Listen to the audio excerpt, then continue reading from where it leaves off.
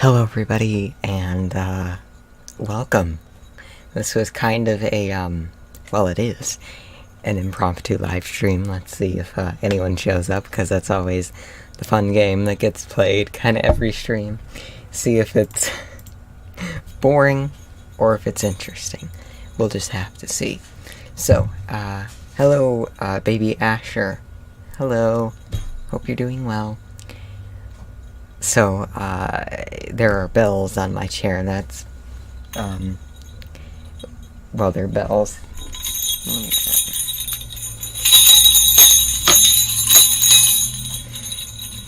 These bells are, what are known as potty bells. These are for dogs, but I guess really any animal that needs to go outside. You put them on the door, and, you train the cat or the dog to ring the bells when they need to go, which you can't see, but Pebbles is right there, our dog.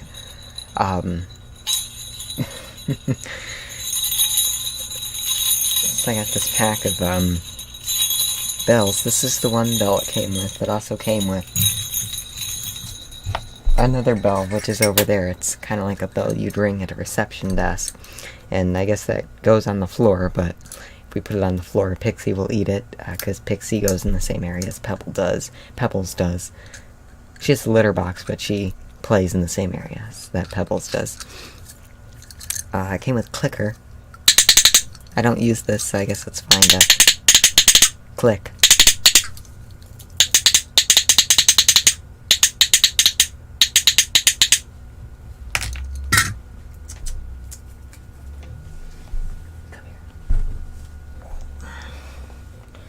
And this is Pebbles right here. Sounds like Christmas. Ah, the memories, yes. So this is Pebbles right here. She looks like a lamb. She's got a harness on, an orange harness, and she's also got a pink bow on as well. So. Then I got a brush for her as well.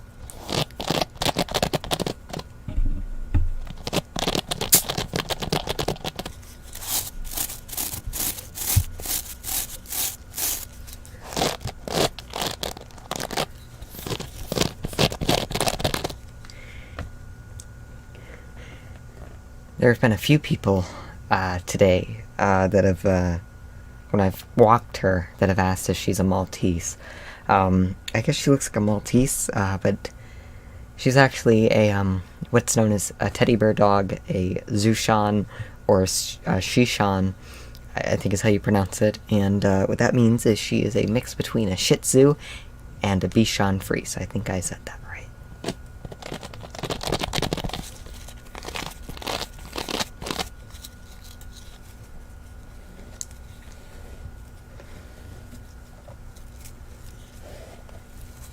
She's so adorable with the bow. Yes, I think that as well.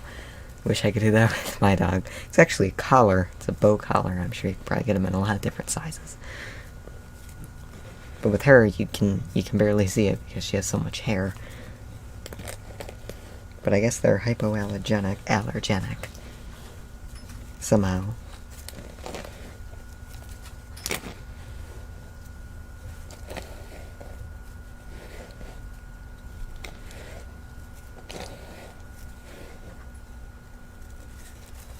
She doesn't really shed that much. I guess that's one of the parts of a hypoallergenic dog, is they don't shed much. And then this is her. Let me take it off her.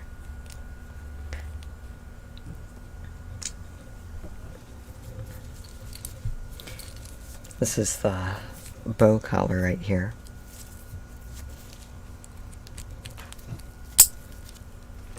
And then, because she's a puppy and she does have accidents sometimes, we do have to keep a harness on her as well. She used to just wear a normal red collar, however, she learned how to slip out of it. She also learned how to get it around her neck and in her mouth, which that wasn't fun to get out of her mouth. So, a harness it is. Plus, we do have her on a lead outside sometimes, so if she runs towards something like our cat, with the old collar, it would pull on her neck, it would pull her throat back, and that's not good. So, but with the harness, it just pulls her body back, so it's not going to be, I guess, as damaging. Maybe damaging to the spine, but I don't know anything about dog anatomical structures, so harness is better. Yeah, harness is better.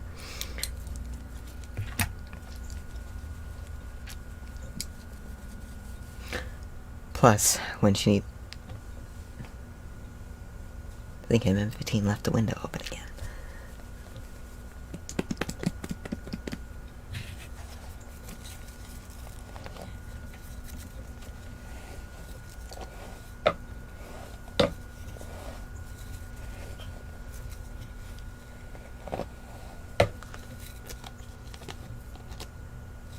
Okay, she's kind of hairy, so...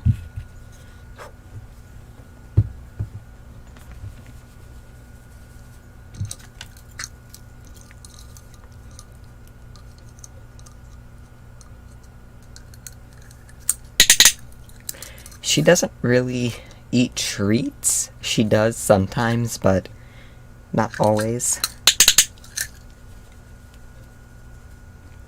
She also likes to eat cat food more than actual dog food, so I guess that's kind of a weird thing. The only thing is when she eats cat food, her poop gets softer, which I don't think is a good thing, so... Cat food probably is not as nutritionally complete as dog food is for dogs, so...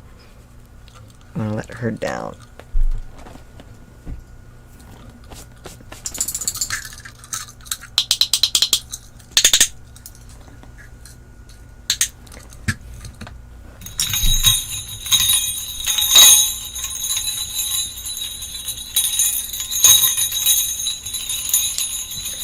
She played with these once, and that was it.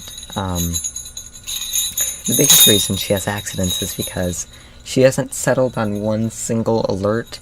Sometimes she'll bark, sometimes she'll whine, sometimes she'll walk around in a circle, which that's definitely a big sign, but we can't always watch her, so... It's hard to tell. But definitely after she's eaten, or after she gets out of the crate in the morning, are the big times that she goes out. She just ate a little bit. Since when do you have her? Hello, Lily. We've had her since July 31st. How we got her is kind of a weird story. So, we have an older couple in their late 70s who live next to us. Who have been living next to us for a few years now, since August of, well, actually November of 2019. And, before they moved back to Michigan from where they were living, in Georgia, they, had a Chihuahua named Cinnamon. And, it passed away, or not it, I don't really like calling animals it, but, she passed away in, 2018 from, I believe it was, like, something like diabetes, but for dogs. I don't know if dogs can get diabetes, but something similar to that. And, they've kind of wanted a dog since then, and, for the past year they've been looking for a dog, and, JJ15 for the past week, not this past week, but the past week for, July 31st, she'd been seeing in the paper an ad for, teddy bear puppies, which is a mix between a Shih Tzu and a Bichon Frise. So, JJ15 called. The next evening, Pebbles is here. And, we were actually arranging to also buy, and I know that I said before in some of my vet videos, adopt, don't shop. However, adopting a dog is really a lot harder than it kind of is to just buy one. Adoptions definitely go through more of a process, which is definitely good. You know, you want to make sure you're giving the dog to a better home, or to a good home. But it definitely takes a lot more of a longer time, and we were actually trying, before we got Pixie trying to adopt I think they're like crocodiles, or cockadoodles, something like that. And the wait was just tremendously long, and then they would have to get flown out here, so, yes, let me get on with that, Baby Asher. So, we were going to buy Pebble's brother. However, the lady was kind of being a little bit, kind of wishy-washy with wanting to, sell Pebble's brother. And she was kind of being vague to us about, you know, kind of getting attached to him, so, you know, it seemed like she didn't want to give him up, and if she doesn't want to give him to us, that's fine, she can keep him. And then the next day, we went over there, which would be, actually no, would be July 31st, is the day that we got her, and they kind of decided, that they were just a little bit too old, because she's a very, very high active dog. The Chihuahua that they had was, wasn't really a puppy anymore when they got her, so she was kind of more mellowed out, and kind of more laid back. But Pebbles being a puppy, she's a lot more high energy, and, she loves to run, she loves to, play bite, she loves to do all the puppy stuff. So, they kind of decided to just, give her to us. They're only 30 feet away, so she sees them when I take her out in the morning for walks. She's always seeing them and stuff, so, yeah, Pebbles is ours. But they babysit her once in a while, like, today. We had to go to, in Michigan, we don't have a DMV, we have a Secretary of State, which does all of the DMV type stuff, as well as, I think DMVs also offer state identification, because in most states you have a driver's license, and then you have state ID if, like, you're not someone who drives. They watched her while MM15 took me to the Secretary of State, because I had to get an ID on 17, I need an ID, I guess, for things, so I had to go get my photo taken today, and they actually, I didn't know, they actually ask you if you want to take the photo again, and I said, yeah, it's good enough. But it really is like it is portrayed on TV. You've got employees yelling, yelling, trying to get people's attention, calling people back of the line, middle of the line, so it really is like the TV shows, but it is a little bit more orderly, because now you have to make appointments.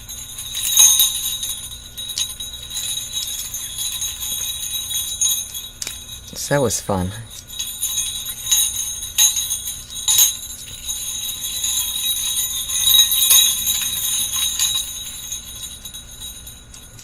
And I don't know, I've always had this vision, I guess vision in my mind of what the ID and driver's license photo taking area looks like. I thought it was like maybe like a like in the back of the office with like a big backdrop like I have behind me. But no, it's right there. Well, at least in Michigan at this office, it was right there. It was kind of like a like this wooden piece of furniture, I guess you could call it, with like a really tall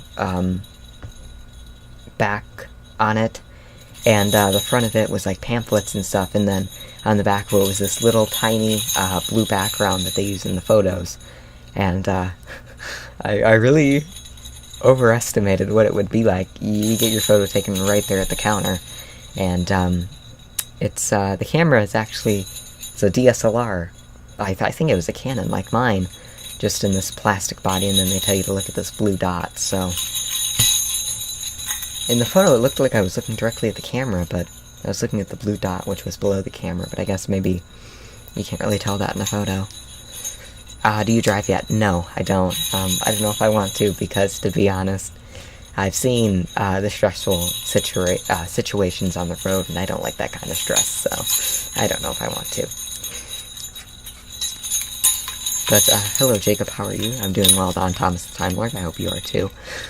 So yes, Pebbles is pretty much ours to keep. She's getting very attached to us. Specifically me. She does sleep with me sometimes. And then other times she'll go in her crate. Hello, Tokyo, Zaz. Exaz. I'm gonna put these bells down. And then she's laying down. And then we went and got some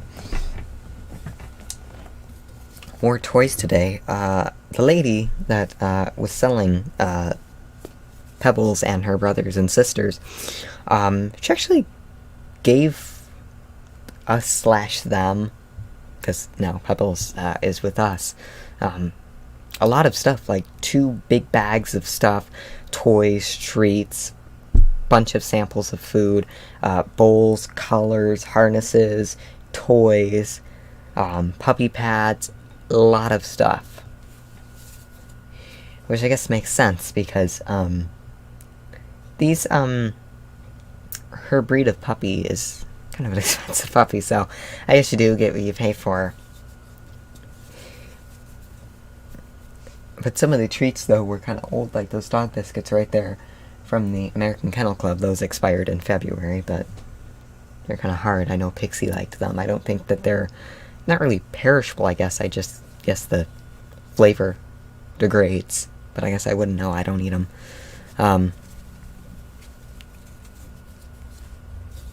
Yes, it is scary. It's a very scary, tense thing.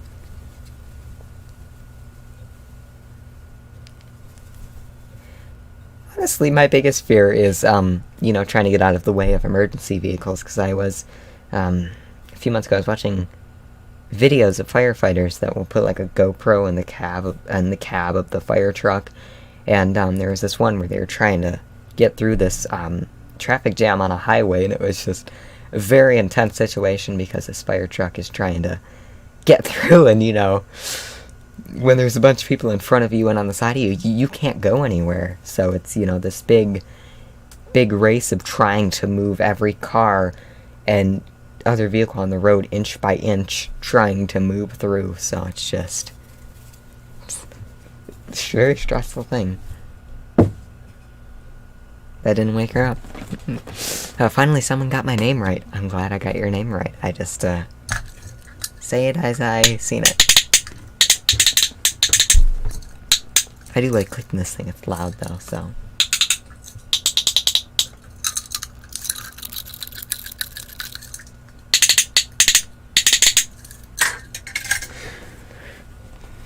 Also, if you haven't already, be sure to go and join TinglyTube, if I don't say that enough. I haven't said that in the last few streams, I think. Which is my own free platform for uploading and watching ASMR videos. We're working on a lot of new features. This past week, we released and launched Messenger, which, just like it sounds, if you know what Facebook Messenger is, it's pretty much like that, but on TinglyTube. You can instantly send and receive messages, attach images, files, GIFs, as well as emojis. If you're on a phone, you of course already have a built-in emoji keyboard, but if you're on PC, like on Windows, if you want to use emojis, you have to use like this Windows keyboard shortcut, but you can just click a button and it's got all these emojis, as well as other emojis, like the TinglyTube icon, and an emoji of Pebbles. Or not an emoji of Pebbles, but an emoji of Squeakers. My cat. Our cat. Emojis of Pebbles and Pixie coming soon. But yeah, so we released that. And then since March, I've actually been learning programming, because obviously every platform, app, and website, there is code behind it. A lot of code behind it. A lot of code behind TinglyTube as well.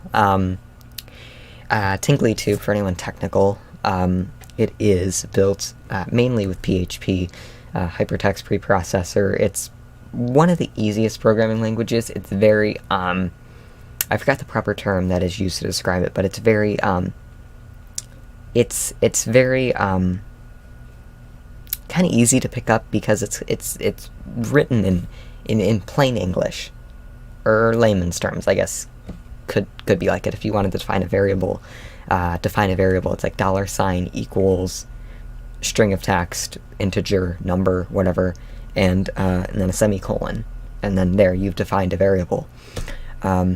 Very simple to understand, very simple syntax, I guess would be the thing to say, as well as SQL, manipulating, working with database. The hardest thing that I learned was because with the database management system to hold things like video titles, usernames, passwords, hashed and salted, of course, and all those things. We use MariaDB, which is an open source fork of MySQL, which is now owned by Oracle, but I guess it's still an open source software if you want to use MySQL.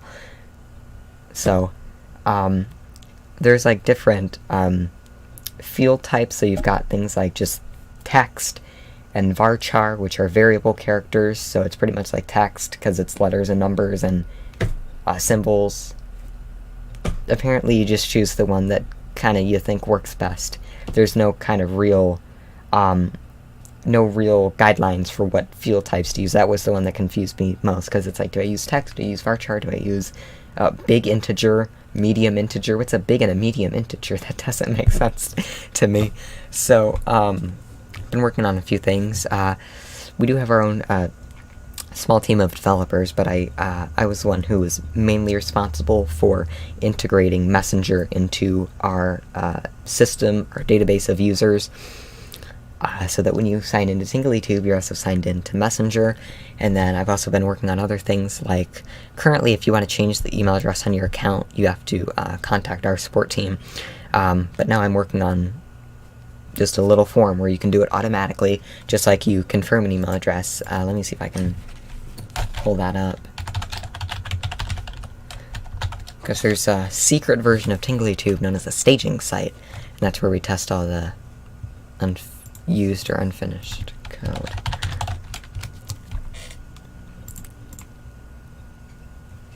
But because it's all code that's being tested, sometimes it breaks, and then we just set up another one with the same code. It's pretty much a clone of TinglyTube, but without users, videos, or anything else like that. Let me see. Then we have a bunch of test accounts. Pull this up.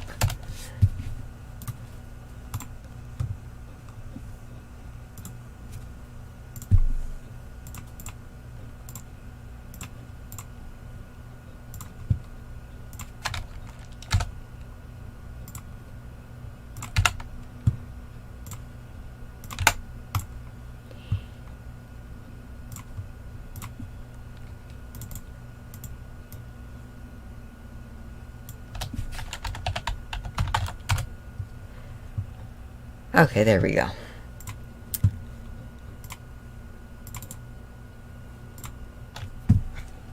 That took a little bit of time, because I was trying to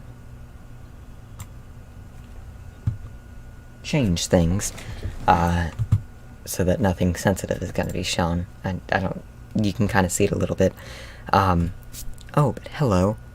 Hello, Clark Tettles. Hello. Thank you. Yes, I might. I guess it's a nice keyboard. But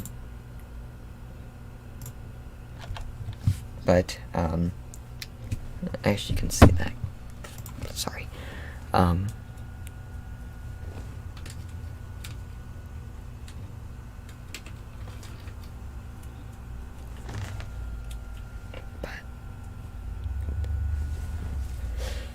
can't really zoom in.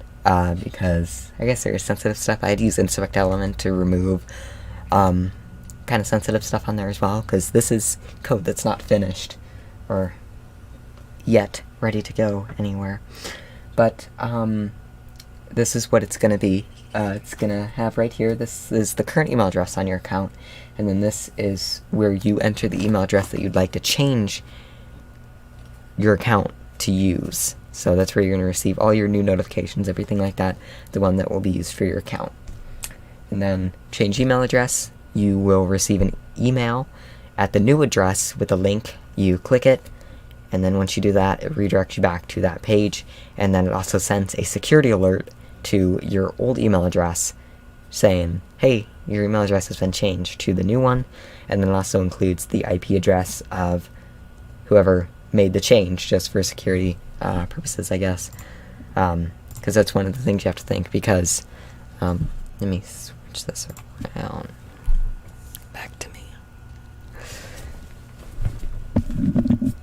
Because the thing is, before any change that is kind of prototyped, before we actually put it onto TinglyTube, we do take a few days to think and kind of think of different cases. Because they're, like with our messenger, yeah, there were things with that where it's like, for the day that we did it, it was like, okay, this is working, and then the next day, wake up and it's like, okay, that thing that we did, that's not a good idea, because then it can lead to this vulnerability. So I always got to take a few days to think about what's been done. So, like for example, with the original version of this today that I made, or that I coded, it would send you the link, and the link would always be valid. But the thing is, it's always good to have the link expire, just in case, you know, you send that to an email address that was the wrong one. It's always good to make sure that link expires. So this link expires after 24 hours. That might be changed to 12. I don't know. We might even make it as short as 15 minutes, really, just to make sure it's secure.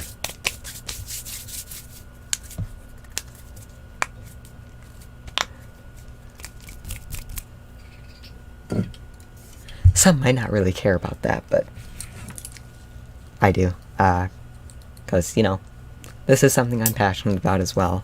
Alongside making videos, I do like programming and coding, or whatever you like to call it. There's actually different instances where programmer is different from coder and developer, so they each have their own meanings, and but you can obviously use them interchangeably as well.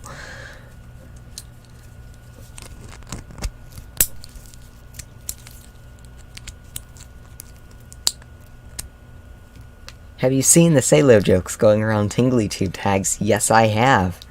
That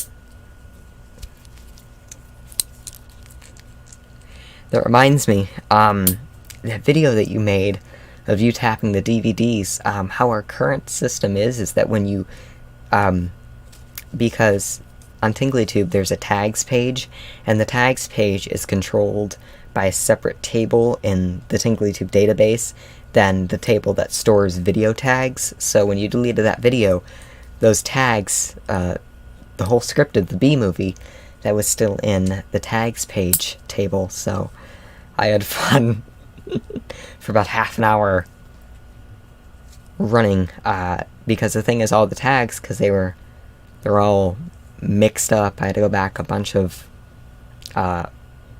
pages to find the tags, and I had to take like half an hour to go and clear them all out, so that's one thing we're gonna have to fix soon. There's a few things we've got to fix, small tiny bugs, but that's not really a bug. Like, one bug is, if you comment on your own video or your own blog or your own wall, it notifies you that you commented. So that, to me, seems like a stupid thing. It's a logic error. So thing is, with YouTube and, you know, Twitter and all these big platforms, you never see these small little logic errors, because they have entire teams of testers that just are paid to think about these little cases and these little things. However, with us, it's kind of just a few people, including me, since pretty recently, who have been working on it. So sometimes these little logical problems are missed. So it's a logical thing. Yes, that's been happening for since we launched TinglyTube. Yes. Email saying Clark Tuttle's. Yes, we've got to fix that. We will. We'll fix it very soon. It's actually quite a simple fix in PHP. It's pretty much, if the user ID of the commenter equals the user ID of the publisher or the uploader of the content, or if the commenter's UID equals the content owner's ID, don't send an email. If it doesn't equal the content owner's ID, send an email and send a bill notification. It's pretty much how I code that in there. Oh god, I'm gonna break this. I got it stuck. I'm an idiot. Oh, there we go. When you're going to fix bugs, does it take a lot of work, or it's pretty self-explanatory? Sometimes it can take work. However, one thing that really helps is with TinglyTube, we keep an error log, which logs a lot of errors, so that can usually help as well. However, before we actually try and attempt to fix something on TinglyTube, because the staging environment, which is pretty much a clone of TinglyTube, just for us to play on and experiment with, if the bug exists in TinglyTube's code, it exists in the code there, so we play around with it there and try and fix it, because there are times where the fix we apply causes other problems, so we have to test things there. Sometimes it's pretty self-explanatory, like the logical error the logical bug I just explained. So sometimes it's pretty self-explanatory, and if it's, pretty simple, like just seeing if the commenter's UID matches the content owner's ID, we'll just go in and fix it, because we know it's going to work, we know it's not going to cause problems, so. But always, gotta be careful.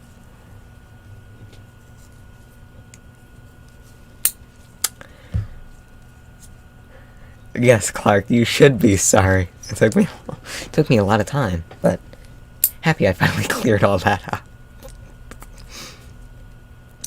Bomblums. Hello, aha. Then I also have a Coca-Cola right here. I'm gonna open this.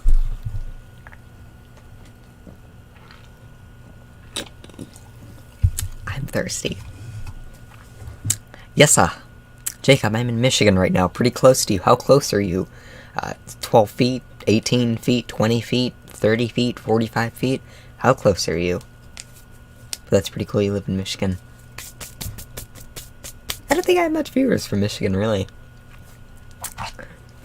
I have been recognized, like, I think, maybe like 3 times. The first time was August 2017. I was with my dad, in a city, a few miles away, and, we walked by this, Cold Stone Creamery, and later that day I got a DM from this girl who worked there who said she'd seen me and she was gonna come out, but she didn't know if it was me, so... But I guess I can understand why she didn't come out, because, I mean... that reminds me of another thing. I was with my dad at the grocery store a few months ago, and we're in the frozen food section, and this lady who worked there came up to me and started calling me Ethan, and and asked why I didn't say hello to her, and I'd explained, I don't know who you are, my name's not Ethan, and I think she felt very embarrassed.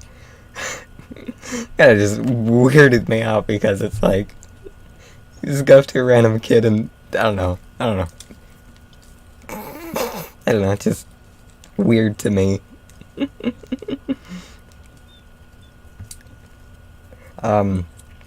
And then the second time was March 2018. I'm very good with dates, not dating dates, but, calendar dates. I was at a sporting goods store, and then I got a comment like, right after I got home, from this kid who says he's seen me, and I do remember seeing this kid. He didn't say anything to me, but I remember him looking at me, and I looked at him, so it's kind of like an eye contact battle. And then the funny thing is, a year later, he commented on my video. He commented a hate comment, so, I don't know. You ever see me again, say it to me. We were in the frozen foods section.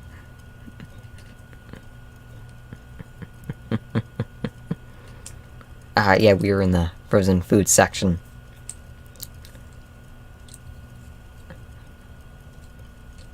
You have no hair. Why? I do have hair. Baby Asher, okay, that's concerning. Hopefully it's jokes. Apologies for me being an idiot. What are you referring to? I don't quite remember what I said at that time, Mark.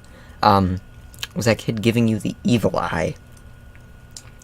No, just looking at me. I think he was, like, standing by some kind of, like,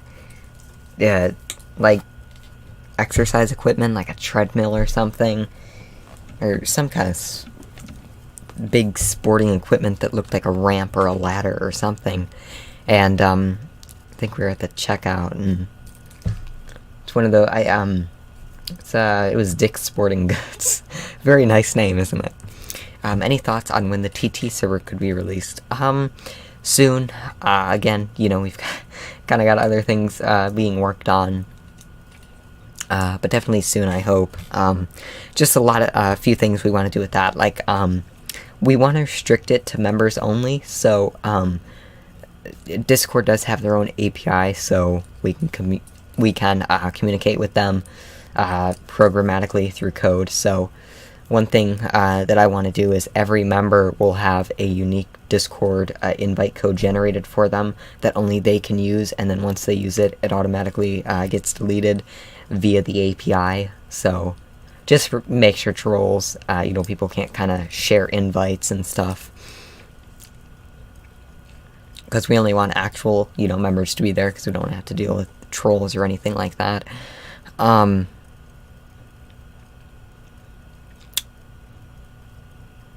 Let me see what else I was going to say. And speaking of API, we're also going to be overhauling our short link system soon. Currently, it's manual, so you have to type in your username, and then it sends us an email saying, hey, this person wants a short link. Then we have to generate it, and then email you back and say, hey, here's your short link. So that's going to be made automatic soon. A few other things we're doing with that as well. You'll be able to automatically claim a custom short link right then and there. Automatically. 3 o'clock in the afternoon, 3 o'clock in the morning. Claim one whenever you want. And even if you already have a custom short link claimed, you'll be able to see your stats, your total clicks, your unique clicks, top refers, top countries, things like that, because we're using a new system. Just getting some things together with that, because for our new short link system, the engine of it is a piece of proprietary software, and that's made by another company, so we're waiting on them to add a few more functions to it soon, a new version of it, so that because the new version includes CRUD actions, which that stands for create, read, update, and delete. So with their current system, how the API works is you can only create short links. You can't update them, you can't delete them, or anything like that. So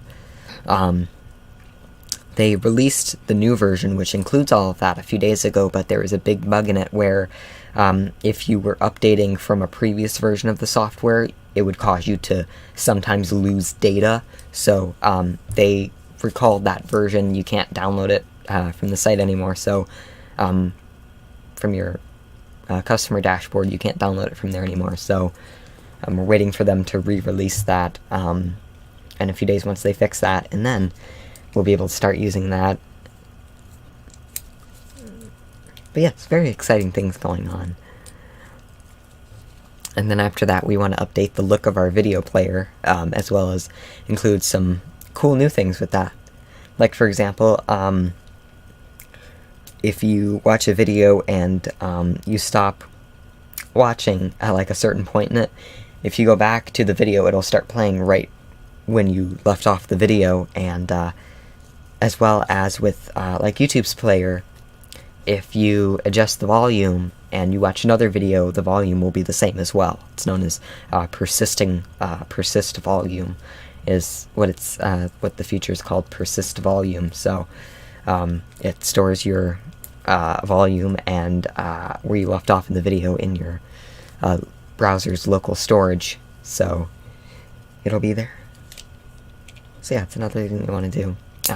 We already have the new player design already made. We're already using it on our staging environment, but the player is controlled by a few different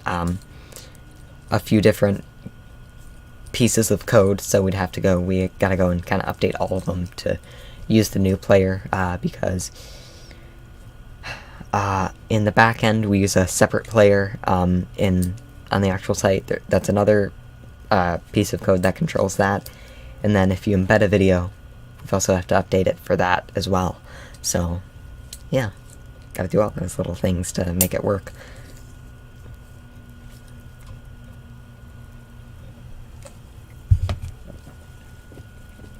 So Pebbles is sleeping right now. Hello, GLF. I hope you're doing well. So I'm doing the stream tonight, if anyone's wondering, because I will be gone tomorrow. How you doing? Oh, she's laying on the floor. She could go in her crate, but it's behind there. I don't know if she's too scared to go under the backdrop. Because tomorrow I'll be going, with my dad, to a fair in another, place in the county. Trying to get my words, think of what I want to say.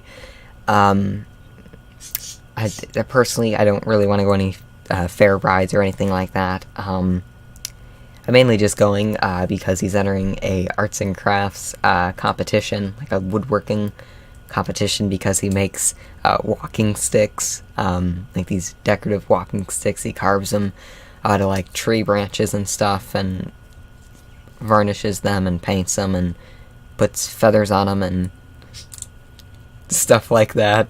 So I'm gonna be there as, support system, and then Pebbles is coming with me too, so, because MM15 is gonna have to take care of Pixie while I'm gone, and Pebbles is gonna be coming with me, so that,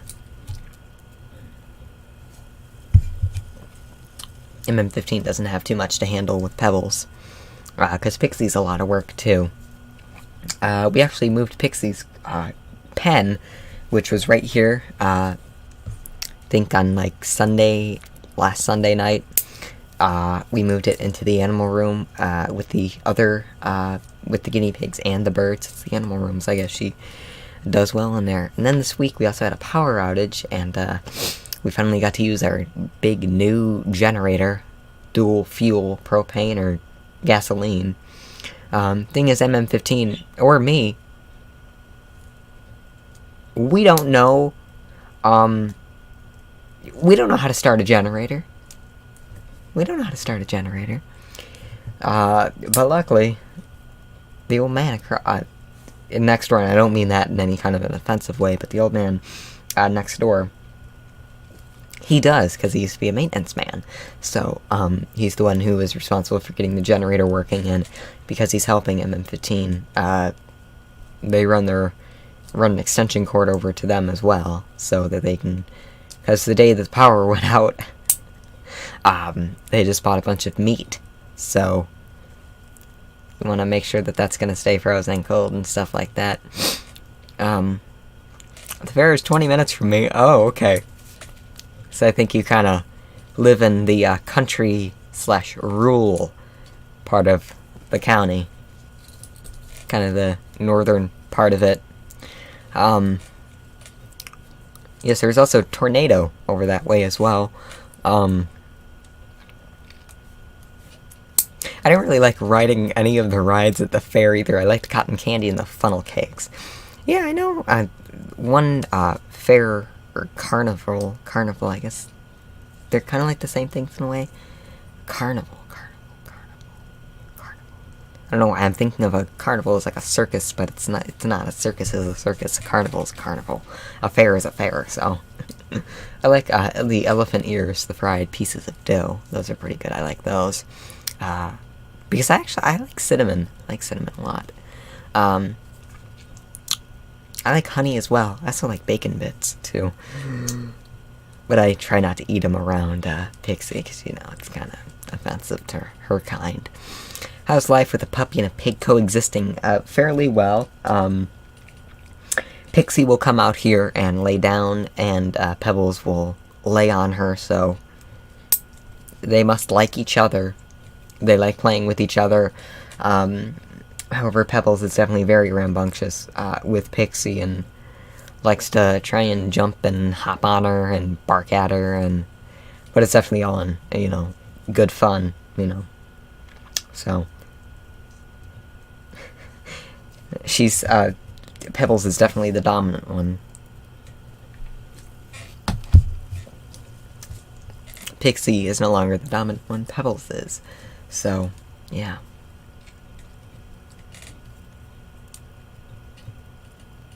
I'm going to eat frozen honey for a Tingly2 video. I don't care if it's a health hazard. I don't think frozen honey is a health hazard. I think it's just a health hazard if you're feeding it to an infant. But yes, I do like honey. Honey, I love honey. I know that in,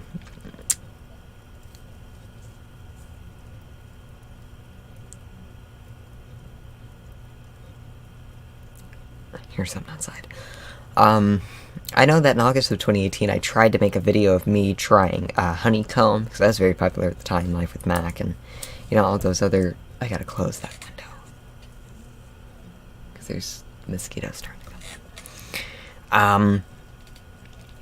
But I didn't really quite like it, because it was honeycomb, but it wasn't in honey. It was in, like, this honey-flavored corn syrup. It was too sweet. I didn't like it. But I like actual honey, so... Deep-fried Oreos. Yeah, Fair Food is a lot of, has a lot of deep-fried stuff. Sun ASMR's new videos are great. Yes, I definitely agree with that. He's got very, very great videos.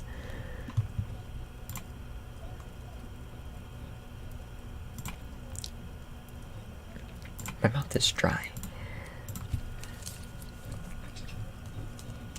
I also have a new video up on TinglyTube on my archive account. It's not a new video, it's an old video, but it is a video from 2019, April. It was a patron-only exclusive video, but now you can watch it because I no longer have a patron page. I do, but I don't maintain it, and, you know, I don't maintain it, so nobody supports it anymore, which definitely... don't support me if, you know, you're not getting the rewards or anything like that, so I don't maintain it anymore, it just sits there pretty much. I mean, if you want to pledge to it, just, you're really not going to kind of get anything. With my Patreon page, the thing is, you know, I'd get pledges, you know, I'd get, you know, money and stuff, but it's kind of like, you know, I'd make exclusive videos and stuff, you know, as promised, you know, for the rewards tier, but it was like, I'd never kind of get any engagement, so I kind of just... abandoned it really. You know, there were some people who kind of, you know, messaged me and said, hey, you know, I you know, sent you a pledge, you know, are you gonna put anything up? And, you know, I'd put a video up and then, you know, I'd never see any like on it or, you know, kind of any comment on it, so, you know. That engagement, you know, yeah, I'm getting, you know, monetarily supported, but it's like, you know, why am I going to spend my time if, like, I'm not kind of, you know, going to get any engagement on it, so... That's why it kind of just would be abandoned a lot, but I'd still do the shoutouts and stuff. Another thing you'll notice is, we pulled a Twitter. Twitter changed their font to a new one they call Chirp, or Chirpy, or something like that. We changed the font of headings on TinglyTube. If you go to the homepage, the videos being watched, we changed the font. It used to be Open Sans, which is a font from Google Fonts, but now we switched it to using the same font as the rest of the website, which are system fonts. It's not one specific font. It's just whatever the default font of your system is. If you're on Windows, it's probably Sago UI. If you're on Mac, it's like Apple Display default font. If you're on iPhone, it's Apple's default font. So they all look pretty much the same. But I decided to switch it because it's kind of been something that... Because early on, it used to be normal on Windows. It would just be Helvetica or Arial, whichever one you had. But it was thin, and then I didn't realize that our developers in the style sheet for TinglyTube, the CSS style sheet, that they were using one of the defined options for the font, if you had it installed, was Open Sans. And I installed Open Sans for something, because I wanted to use the font in something on my computer, in like Word, and you know, I went to the website and it started using Open Sans, and first I didn't like it, and then I thought, this looks really good, so then we started using that as the default font for headings. However, to use Open Sans, you have to include the font file from Google, from their servers, and that can kind of slow the page speed down a bit, so it also got rid of that extra thing to have to include, so tad few milliseconds faster now. with the default font. It's a little bit smaller. It's the same size, 18 pixels, but I guess each font kind of has their own weights for how things look at certain sizes. So, but yeah, now we're using all system fonts. However, the logo uses Aileron Heavy, and then in most of our post and marketing materials, we use Aileron, the Aileron font family. I love talking about TinglyTube. I'm sorry if anybody doesn't like hearing about it, but it's kind of my pet project. I work on it every day. All of my bookmarks are for TinglyTube. TinglyTube's website, TinglyTube's backend, TinglyTube's server, everything else. All TinglyTube in my bookmarks. Kaiwan M Vlogs, deep fried hamburger. Yes. A deep fried hamburger, I guess that tastes good. It's okay, I love to hear about what you're passionate about. Thank you.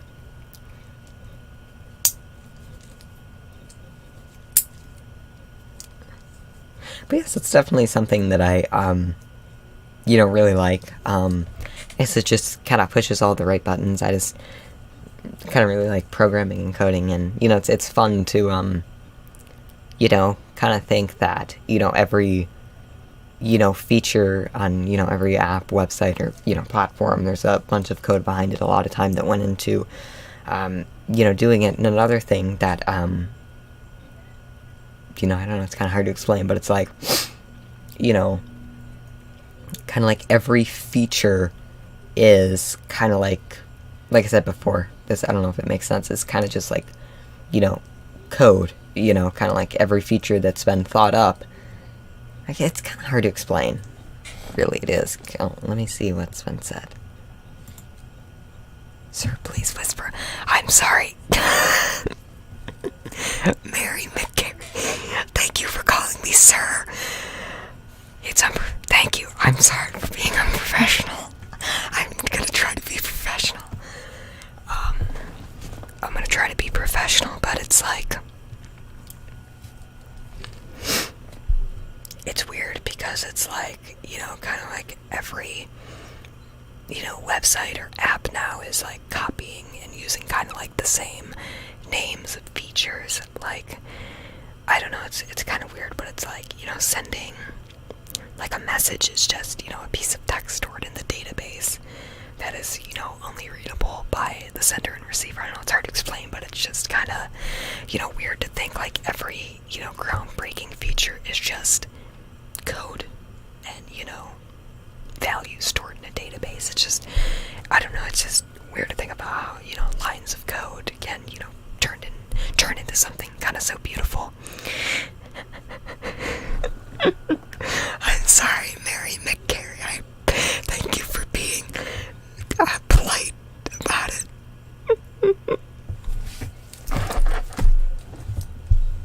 Thank you so much.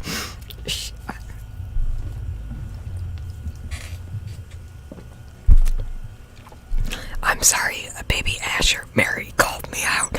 I'm being unprofessional by talking soft-spoken. I should be whispering.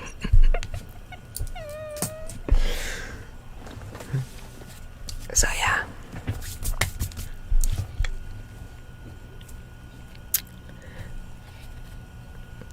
Yes, it is, sorry, Mary, I gotta go back to how I speak before. But yes, it is to me, it's very interesting, and, it's also gotten me into other things, like, I guess you wouldn't really call this hacking, because hacking is illegal. What I did was kind of ethical hacking. One other thing that I'm also interested in is various YouTube alternative platforms that are like TinglyTube, but more for a broader,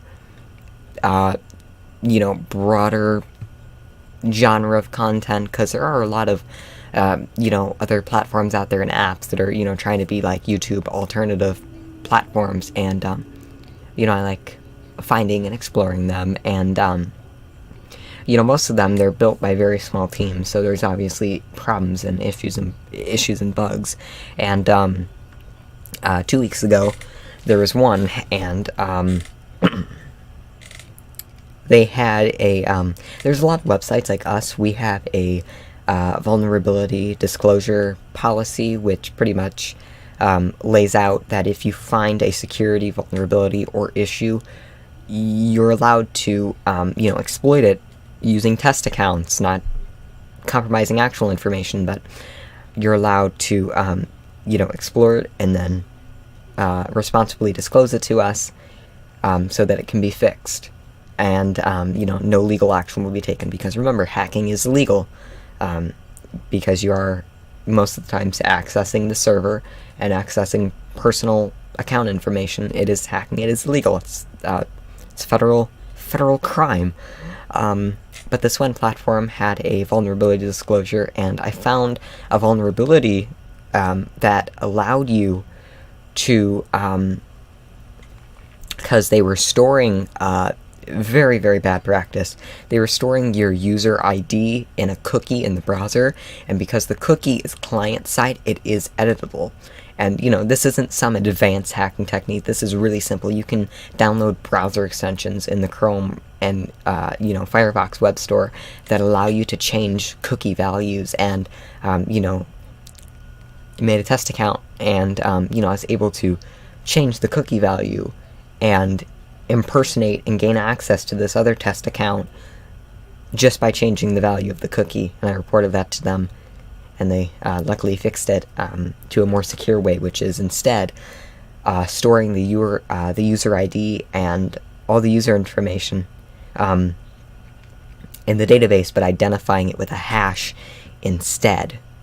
So you're only storing the hash in the cookie and then looking that up on the back end via the hash. So you're getting the user ID and the user information identified by the hash in the cookie, which is a lot more secure, because are you really going to be able to guess this, 32-digit, hash of letters and numbers? Not really. So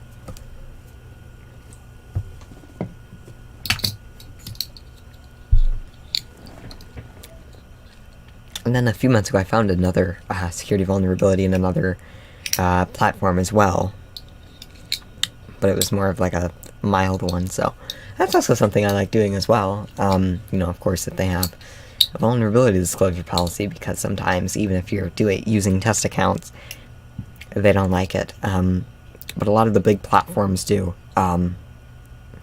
Facebook has one, and a lot of the bigger companies, they will pay you.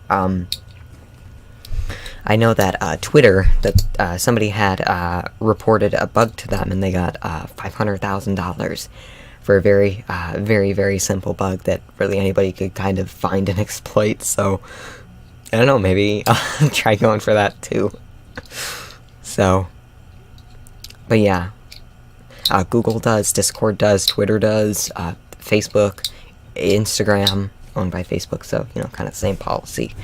And then we do too, but we don't really offer any kind of like monetary rewards unless it's like a very severe, vulnerability. So, yeah.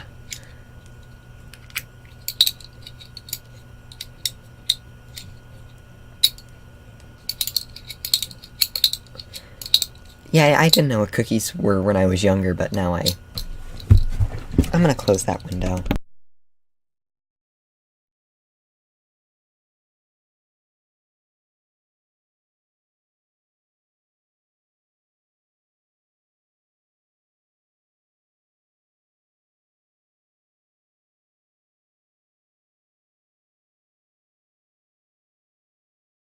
Okay, I don't know if you could hear me when the mic was off. I don't know if there's another mic you can hear me on, because I think in one of my last few streams, I had the mic muted, but you could kind of still hear me, so I don't know if maybe there's another mic also feeding into the input, into OBS, but yeah. Oops. But yes, Geolove, I think you were referring to my hacking fines. Yes, those are wild. Which, like I said before in the stream, you've got to take a few days to think about, if there's any vulnerabilities that can be exploited, you know, within the code. Plus, you've also got to do filtering of inputs. Like, for example, with TinglyTube, with the search input, you know, you can't just directly take whatever someone types in there and then, you know, put the database against that to search something. You have to sanitize it, take out, you know, things like greater than and less than symbols, you know, the little arrow brackets, what I call them. I think there's another name for them, because that's used in programming for script tags, so you can run JavaScript, which can be malicious. Really, any code you make can be malicious if you make it have malicious intent in function. So,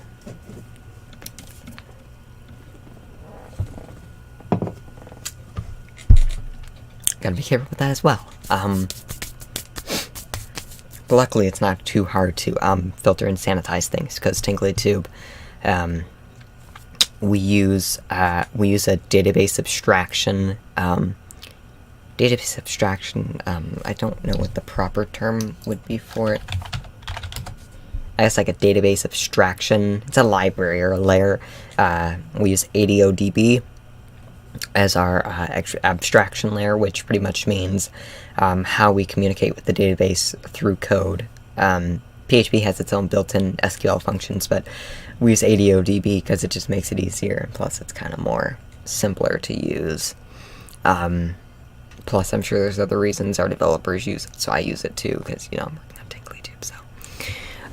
Yeah, it's smaller, faster, better alternative to, you know, the built-in SQL functions in PHP. Those headphones look comfortable. Thank you. They're made by Samson. The original pair I had, Pixie chewed the cord, so now I have to wrap it around my monitor when I use them, which is like all the time. Those were only $7, the original pair of these, but because I got the red ones, my old ones were black, they were only $7. But this one was $20 because I guess Samson collaborated with some other company that thought, hey, maybe we should make these red and these red too. So, charging $20 extra because some other company came up with the idea to, hey, maybe we should put some red there too. So, they are comfortable, very, very comfortable. However, there's a lot of headphones though that are very, one thing I've had with headphones is, with my online school, they'll send you headphones as well. They sent me like a laptop even though I already have a computer. They sent me a laptop. And it's like, oh, okay, you want to send me a laptop? Okay, I'll use it. So, and then the headphones that they send you for like live, not Zoom lessons, but kind of like Zoom, so I'll just call them Zoom lessons, with the little headset like you're a call center employee, they like squeeze your ears and like give you a headache, and you know, you get done with them, your ears are all, you know, pressed up against your head, you gotta massage them. And I've used those when needed, but I use these. Jacob, do you like chocolate? Yes, I like chocolate. Not sometimes. I like cold chocolate. Like if I get a Hershey's chocolate bar, I'll leave it in the fridge for like an hour and then I'll eat it, because if you get warm chocolate, it just starts to melt all over, so I like cold chocolate.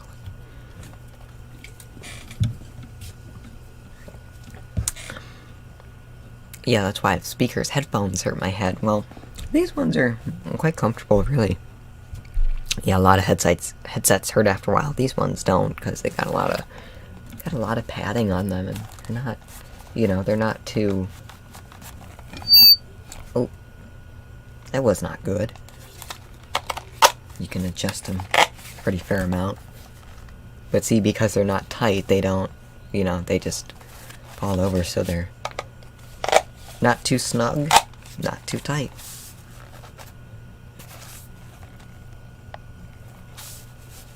Okay, I didn't do that time. I get nauseous from chocolate. I used to get nauseous from cheese when I was younger, but I don't anymore, so I guess that's good.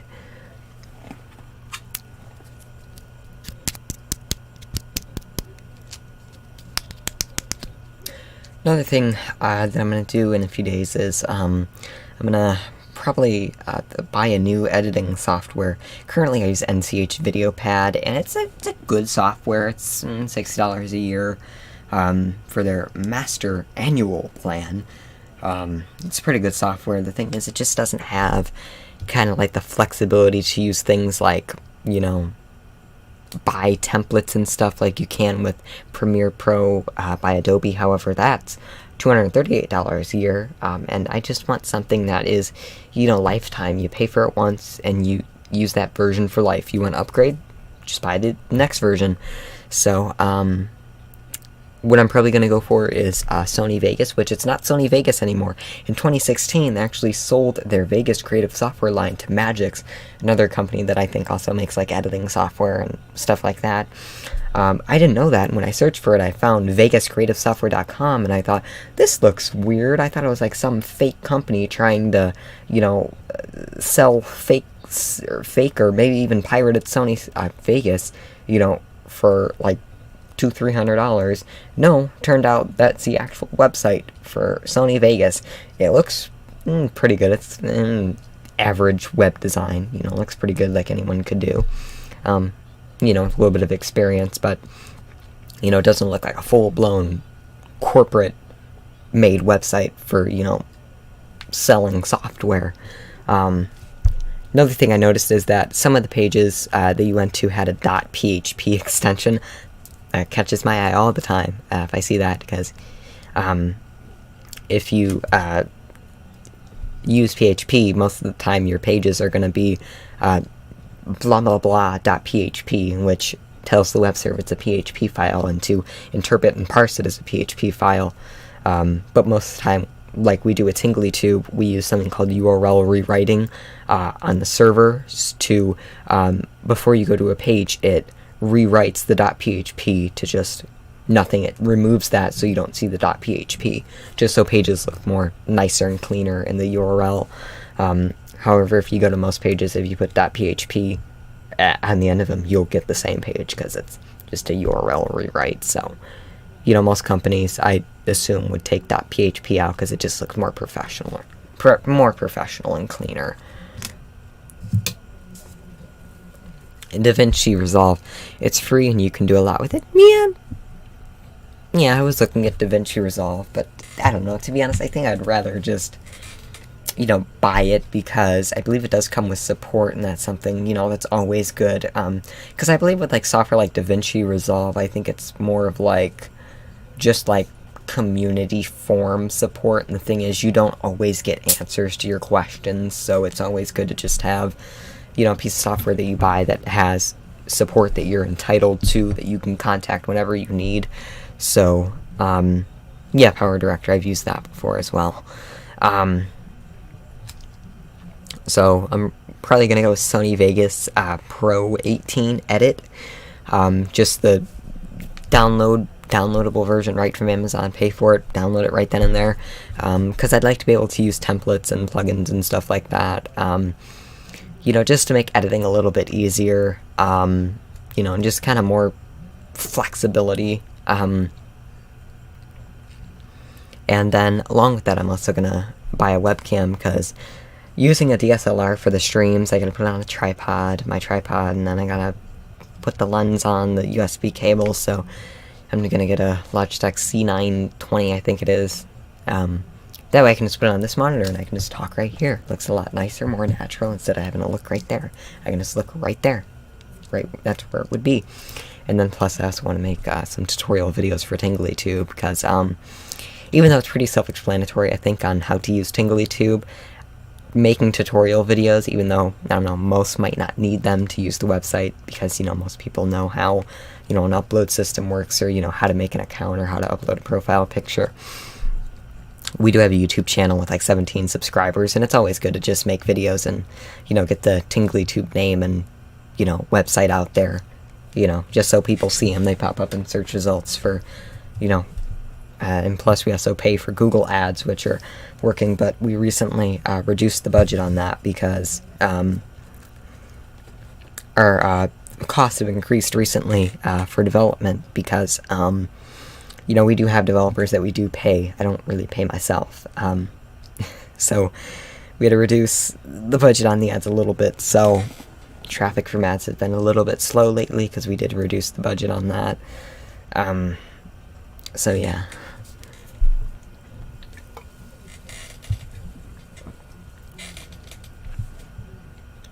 Yeah, so thank you for hanging out with me, everyone. Be sure to give the stream a like if you haven't already. I guess maybe end this in a second. I don't know if I'll keep this up, because it wasn't really like a big ASMR stream. I might, I don't know, private it in a minute. Okay, yeah, I guess I can talk about that baby Asher, but, Kai1M Vlogs, do you snort? I don't think I do. I know MM15 has told me I do talk in my sleep sometimes. I know she told me that I've cried in my sleep, that I've yelled for help in my sleep, I've said I need to pee in my sleep, I said very weird things. Another thing that's happened before is, apparently I can be mean in my sleep. One time, when I was a little bit younger, I had a babysitter, when I'm 15 would go to work, and apparently one night I took a nap, because I didn't get a lot of sleep that day. I guess I kind of stayed up, and, I took a nap, and apparently the babysitter tried to wake me up, and I told her to leave me alone. I told her to, like, I told her, leave me alone, and I don't recall saying that. I am not that type of person. I like to believe I'm very nice and polite. I don't know why I said that in my sleep. I never recall. I never remembered saying that, and apparently I said that to MM15 too.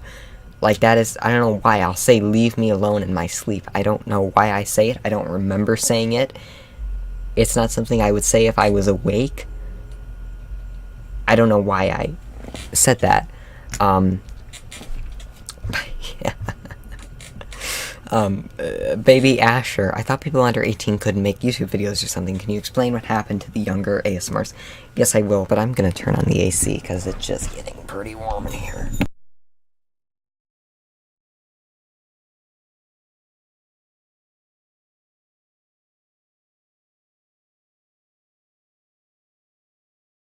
Okay, that's getting turned on.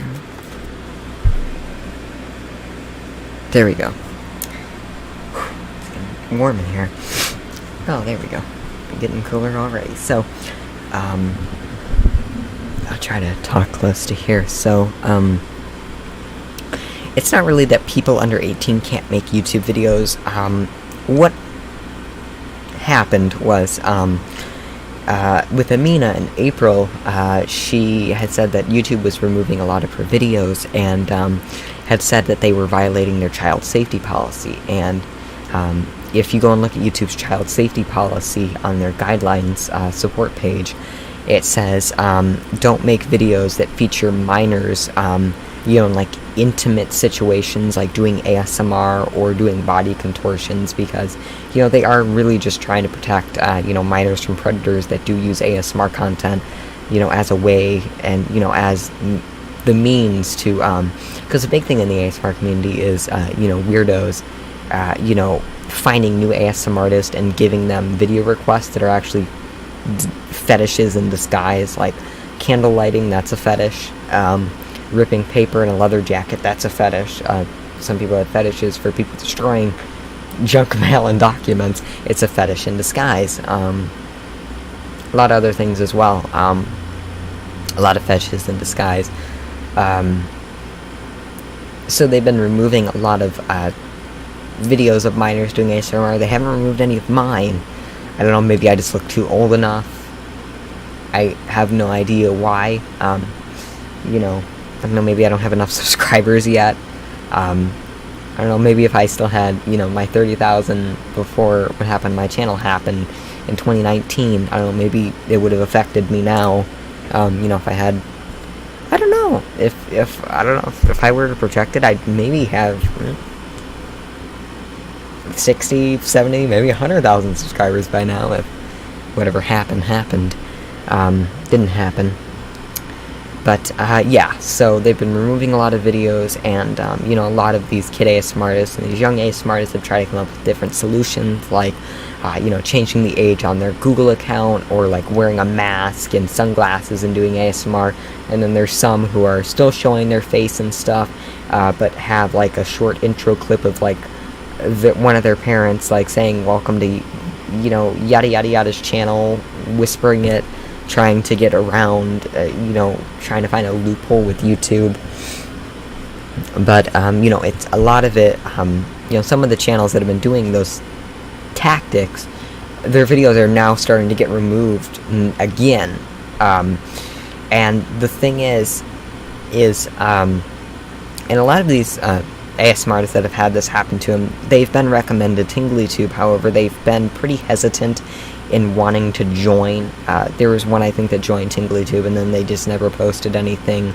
And I it's kind of, I don't know, it's hard for me to understand kind of why, because I do always see ASMR artists I've seen it in the past, them say, you know, we need another platform for ASMR, and then, you know, one comes out, and, you know, they're hesitant to join it. However, I think one of the big things is a lot of these young ASMR artists that are getting their videos removed, you know, do have high subscriber counts, and they are making money from YouTube. I am too, as well. And TinglyTube, we don't have a monetization program, so you know, there's really no way to make money. We do have ads, but the revenue goes to us. But you know, we're not sitting in hot tubs smoking cigars and drinking champagne. Well, I don't know, at least I couldn't. I'm under 21. It all goes to just pay for TinglyTube, server cost, development cost. I don't pay myself, of course, but it does go to pay for things like some of the proprietary software we use, pay for the domains we have registered for the website, our short links, and other stuff like that. For our video, our content delivery network, we have to pay for that as well. You know, we pay per gigabyte of content delivered. Bye, Kaiwan. Good night. Sleep tight. Don't let the bed bugs bite.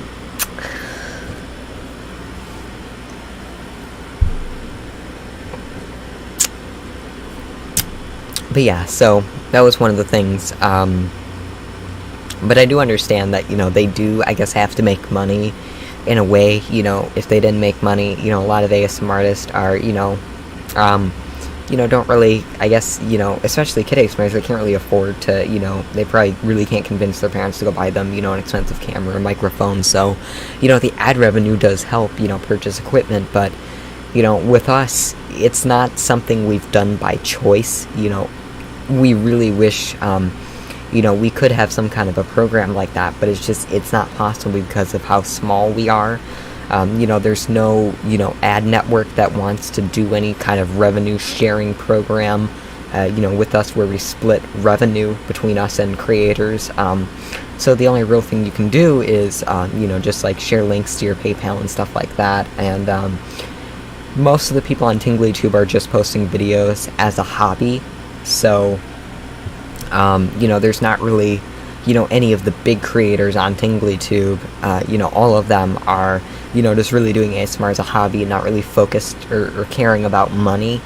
And that's been the biggest thing that's caused trouble in trying to find ASMR artists, because, you know, we've sent out emails before to some of them. They've never gotten back to us, and then, you know, the few that did, it's always been, you know, about money. You know, one of them said, you know, it's not fair, you want me to join and promote your app. They called it an app, it's a website.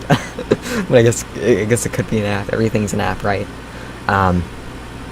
And you know, if I'm not getting paid, and it's like, I don't know, maybe us reaching out wasn't a good idea, because, you know, it seemed more of like, you know, we just wanted them to sponsor us, like it was a sponsorship, when it was really meant to be more of just a, like, you know, not a sponsorship, but, you know, actually join and use our platform, not just, you know, shout it out for a video and never use it, you know, and just drive a bunch of people over and never use it, you know, just post one video, never use it, you know, actually, you know, use it, you know, to post videos. So,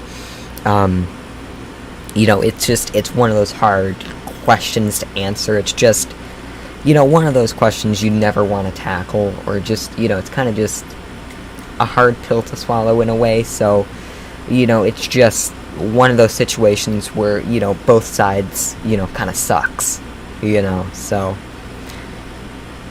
it's hard, you know, to find new creators. So it's kind of just, we're a very small platform. We only have like 750, 60 users. So, you know, we're a very small platform. You know, we're trying to grow, and you know, we're really good with getting users and, you know, consumers of content, but not very good with actually getting, you know, uploaders or creators or, you know, anything like that, because it really just does all come down to money. And, you know, they see that, you know, we have ads on TinglyTube, and, you know, I guess they kind of feel as if that's kind of sketchy, as if, like, we're trying to steal revenue from them. They've never said that, but I know that being a creator, if I kind of got an email from some platform, you know, that would be one of my concerns. You know, they've got ads, but it's like, why can't they share any of the money with us? But, you know, it's kind of one of those things where it's, you know, unless you're in their shoes, you know, on the other side of things, you don't understand why that's not possible. So, you know, with me now actually developing it and, you know, being responsible for the back end of it, I know that that's not possible. And that, you know, it's not possible. Just, I don't know, it's weird. You know, we can build this, you know, our own small version of YouTube, but, you know, can't have any kind of revenue sharing program, you know. So, you know, we can deliver as fast and as, you know, globally as YouTube can. You know, we can lease servers just like, you know, lots of other apps do, but we can't do one thing, revenue sharing. So I don't know, that's been a big thing that we've worked on. It's just something that's not possible. So yeah. Yeah.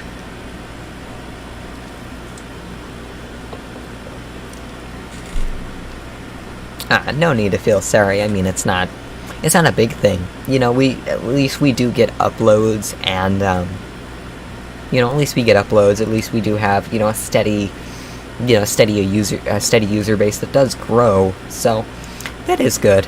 You know, I do enjoy working on it. It is, like I said, it's a very small platform, but we like to treat it like a much bigger one. So, you know, we put a lot of effort and work into it as if it were a much larger platform. You know, develop features, you know, that would, you know, do really well on a much bigger platform, even though it's a pretty small platform. So, this is an SD card. But I don't know. I guess I just wanted to rant for a second about some of the things that I've kind of been keeping inside for a little while. And I don't know if I should even say this, but I know that I brought this up to a friend of mine that I was talking to a little while ago, and, you know, a lot of these ASM artists that have, you know, declined to join because of, you know, not making any money from it, you know, are the same ASM artists that also make ASMR videos on TikTok.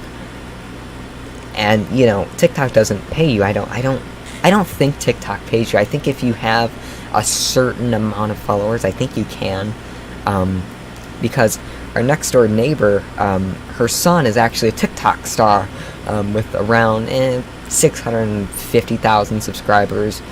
He blew up kind of around middle of 2019, and I've actually seen him. It's kind of weird, because it's like I see these compilations sometimes of him, and it's like, just go in the kitchen to, you know, get something out of the fridge, and I see him outside in the driveway, you know, because we share a driveway.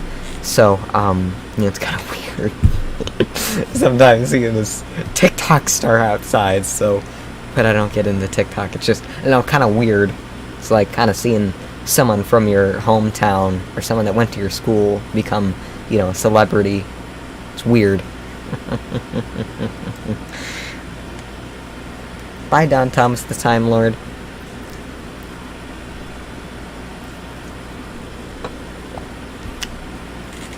But yeah, so but yeah, I don't know, those are just kind of the things, you know, I've kind of had, you know, kind of rolling around there for a kind of a long time. I don't know, I kind of just don't like to say them because I don't want to sound like someone who just wants, you know, to use creators, or, you know, kind of just use them, you know, like they're just objects. So, yeah, I just don't want to sound like that. Like, you know, we just want creators, and, you know, we don't care about, you know, them being able to make money. That's what I don't want it to sound like. It's just kind of, you know, put all this effort and time into it, and it's just, you know, a lot of these same creators that, you know, say they, you know, we need another platform, and then, you know, they're hesitant to join it. They don't want to join it. They, you know, you can't really have everything, you know. If you're gonna build a platform to, you know, try and compete with YouTube, and we're not really trying to compete in any way. YouTube could beat us any day of the week they wanted. You know, if YouTube changed their policies on not restricting minors to create ASMR, we'd be done. You know, we really have no purpose or use except just as a website so you can just find ASMR. You don't have to search for it. You can just go to the website and it's all ASMR. So,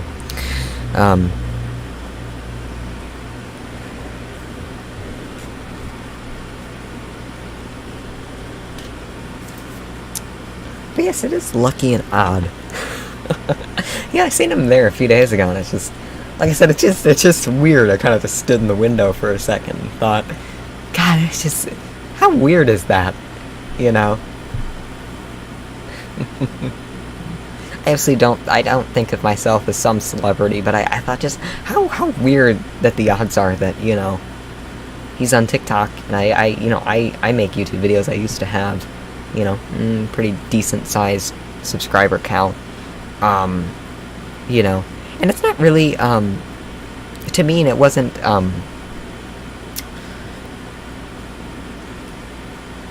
with me, it's not like the subscriber count was the only thing that mattered. It's just that what I really kind of miss is just the engagement that I used to get. You know, I kind of just really got used to, you know, every few minutes getting an email about a new comment. You know, I just kind of missed the engagement that kind of came along with it. Not just the sole number, but just the engagement that came along with it, because I really did enjoy and love the engagement. And, you know, I still do get engagement, but because, you know, I have less subscribers now, it's not as much, so...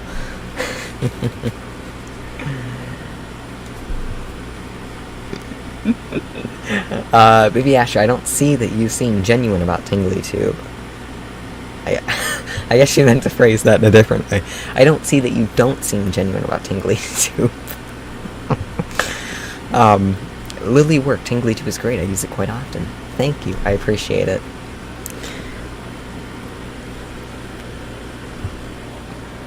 I don't know, we've also thought about making some kind of a, you know, like a premium service, but, you know, there wouldn't really be much to offer except maybe, like, ad-free, which that's something we could do, ad-free. I mean, to be honest, I know that on YouTube, like, 1,000 views equals, like, $1 in AdSense. I think that's how much it adders.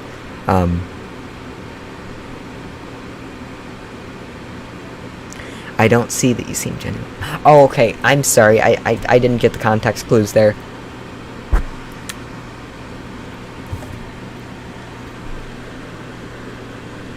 Okay, I had to reread that to understand it.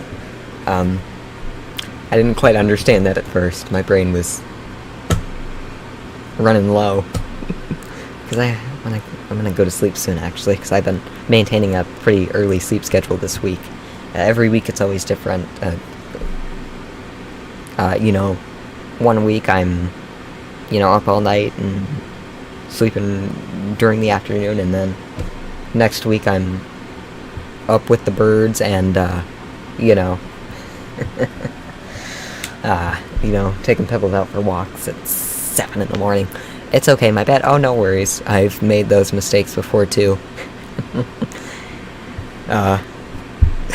Made those mistakes before, too, in comments and stuff like that, and just hope that I can edit it before they see it. So, yeah.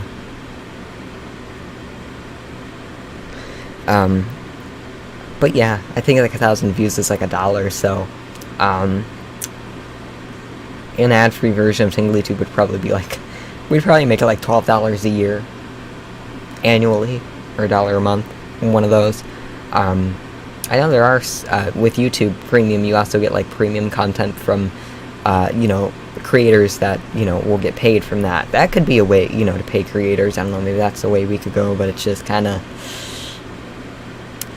First, you'd probably have to get a bunch of creators together willing to do it, and then see if anyone's willing to pay, because you can't really tell people that, you know, obviously TinglyTube would still remain free, but you just can't. In my opinion, I don't think I'd sign up for something with the promise that, you know, oh, we're gonna get people to make premium content for you. So, the premium content needs to be there first to do anything. Okay, well, good night, Lilywork. I hope you had a great night, and thank you for watching the stream. I appreciate it. Good night. I don't make money on YT yet. Hopefully one day I do. Yes, I think you need like 4,000 subscribers and like 2,000 watch hours, so you should get there soon. There's definitely a big niche with film reviewing. I also liked your recent teaser for 8mm. I really like that one with the projector and everything like that. I loved it.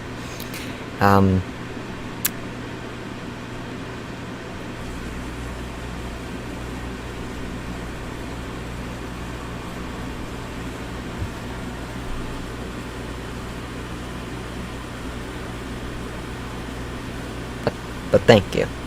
So I guess we're gonna end the stream. Thank you everybody who attended. Thank you Baby Asher. Thank you Clark Tettles. Thank you Lilywork. Thank you Don Thomas the Time Lord. Thank you Kaiwan. Thank you Kaiwan. Thank you G-Lub. Thank you everyone else who attended. Clark Tettles, thank you. I have some video ideas that I could work out. Yes, definitely. I think you've definitely learned how to use DaVinci Resolve pretty well. I don't know, it seems to me like some complicated software, but I thought that about editing in general, and then it just kind of got easier as you did it. Plus, it's weird to think in like January, before I even started to learn, you know, programming. You know, I would look at TinglyTube's source code and be like, how do our developers decipher and understand this? And now it's like, I read it like English. It's just, I know what every function means. So, you ask me, if you were to ask me, I don't know if I can tell you publicly, but if you were to ask me, oh, where is this function in the code base, I could tell you definitely what file it was, because I've looked through every single file pretty much, memorized each one of them pretty much, so I know where to go for every little thing that needs to be modified or adjusted. No problem. Hope you rest well. It was nice chatting. It was nice chatting with you too. Thank you, G-Love, and thank you everyone else. Oh, Pebbles. Pebbles.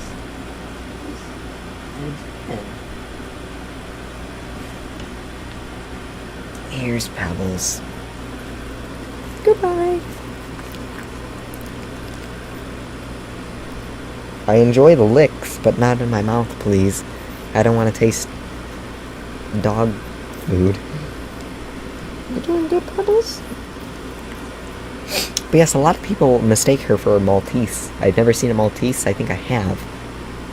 But I guess she does look like a Maltese. She's very cute. Definitely. Doggo. Yes, doggo. But Shih Tzu and Bichon Frise is what she is. When I take her on walks, she walks me. And I had this one lady who had dogs as well, saying that I should take her real walks, is what she was insinuating. I guess I don't know. I don't want people to think I'm kind of lazy, that I don't want to take her on actual walks around the neighborhood. I have, but the thing is, she just gets so distracted, and to be honest, I just feel horrible having to pick her up and move her to try and get her to continue. Yeah, I don't know, it just feels like abuse to try and pick her up and kind of, you know, pull her this way. Just feels weird. So I just take her in the yard, because if she does listen and she does walk and she wants to go in their yard, she'll try and drag me in their yard, and I'm not gonna I'm not doing that. I'm not going in the middle of someone's yard so she can take a poop. So, yeah. But we're gonna end the stream. Plus I gotta brush her some more so her hair doesn't get matted. The funny thing is, this lady actually does dog grooming, so MM15 does plan to, apparently she said every 6 weeks. 6 weeks. So every 6 weeks, this lady's gonna groom Pebbles.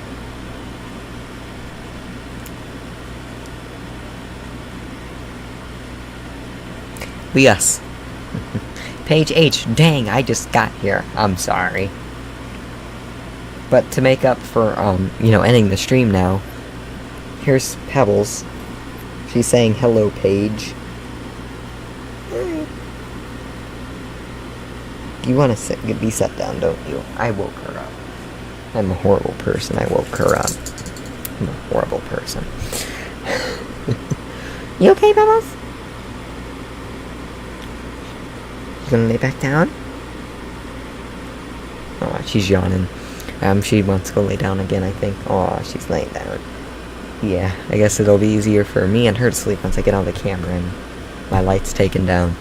But yes, thank you everyone who attended. Clark Kettles, G Love, Paige H, Lily Work, Baby Asher, and everyone else. I appreciate it, and I will see you in the next stream. Be sure to go and check out TinglyTube, and yeah. If you want, if you make an account, if you go to my profile, if you're on PC, next to the subscribe button on my profile, you'll also see a button with a chat bubble, and if you click that, then you can start a chat with me, and I can talk with you on there if I'm online. So, yeah. Or if you're on mobile, if you click the 3 dots, there will be chat. Tap that, and you can use TinglyTube Messenger, and we can talk if you want. Every platform needs its own messaging system, right?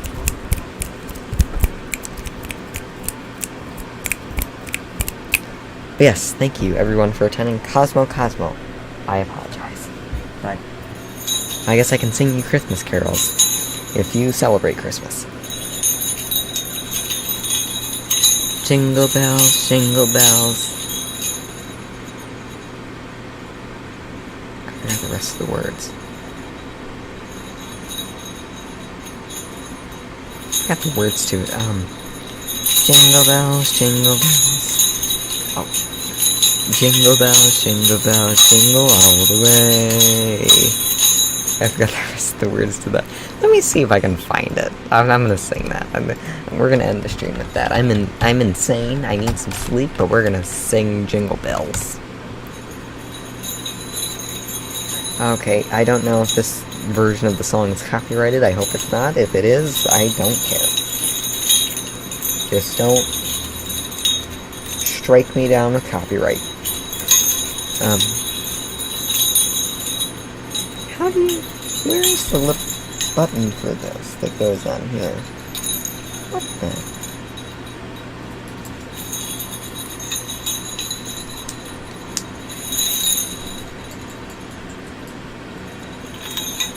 Okay, I guess we'll just do it like that. Dashing through the snow in a one-horse open sleigh, o'er the fields we go, laughing all the way. Ha ha ha ha. Bells on bobtails ring, making spirits bright.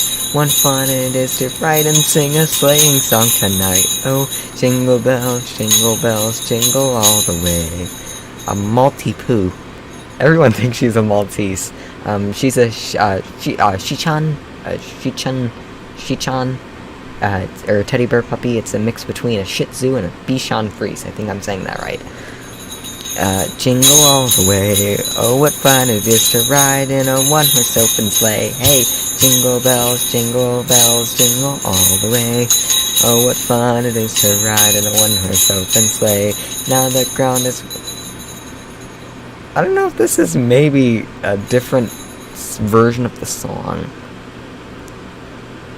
Okay, this might be a different version. I don't know. I'm just gonna go back to the original. Oh, jingle bells, jingle all the way. Oh, what fun it is to ride in a one-horse open sleigh. Hey, jingle bells, jingle all the way. Oh, what fun it is to ride in a one-horse open sleigh. Oh, what fun it is to ride in a one-horse open sleigh. Let me do another song, I think. What's another song I can sing? I like Christmas songs. I was listening to Christmas songs like a few days ago. I like Christmas songs. Let me do Rudolph the Red-Nosed Reindeer. I like that one. Greetings from Northern Virginia. Greetings from Michigan as always. Hold on.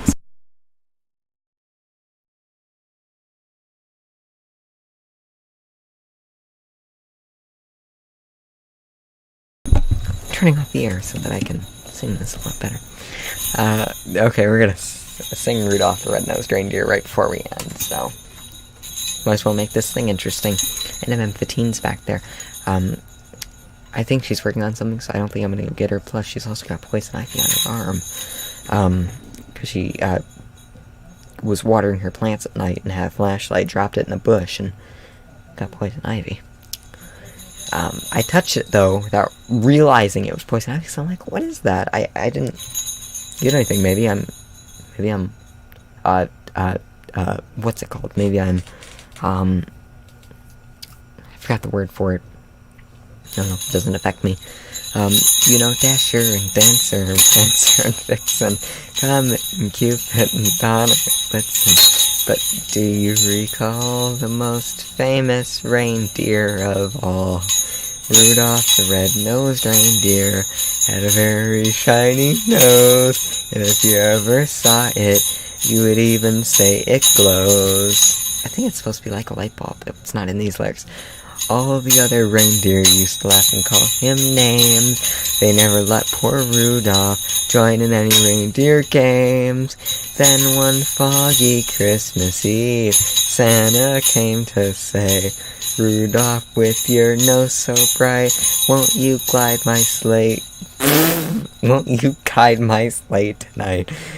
Then how the reindeer loved him, as they shouted with glee, Rudolph the Red-Nosed Reindeer, you'll go down in history. I'm tone deaf, I'm sorry. I'm sorry to assault your ears with my horrible pitches and tones. All the other Rudolph the Red-Nosed Reindeer had a very shiny nose, and if you ever saw it, you would even say it glows. I think it's supposed to have a light bulb after that, like a light bulb. Maybe that's just some people's interpretations. All the other reindeer used to laugh and call him names. They never let poor Rudolph join in any reindeer games. Then one foggy Christmas Eve, Santa came to say, Rudolph, with your nose so bright, won't you guide my sleigh tonight? Then how the reindeer loved him, as they shouted out with glee, Rudolph the Red-Nosed Reindeer, you'll go down in history. Funny thing is, I've actually always wanted Christmas and sleigh bells. Because I know I was watching this recording of when I was really young of Tom Kenny doing a rendition live on, I think, like the Nickelodeon Carnival Cruise of the SpongeBob Christmas song SpongeBob had in one of their, and like I think their first Christmas special. And a bunch of the singers had these sleigh bells, and I always kind of wanted them. So I guess I have them now. I can do Christmas songs on stream, maybe.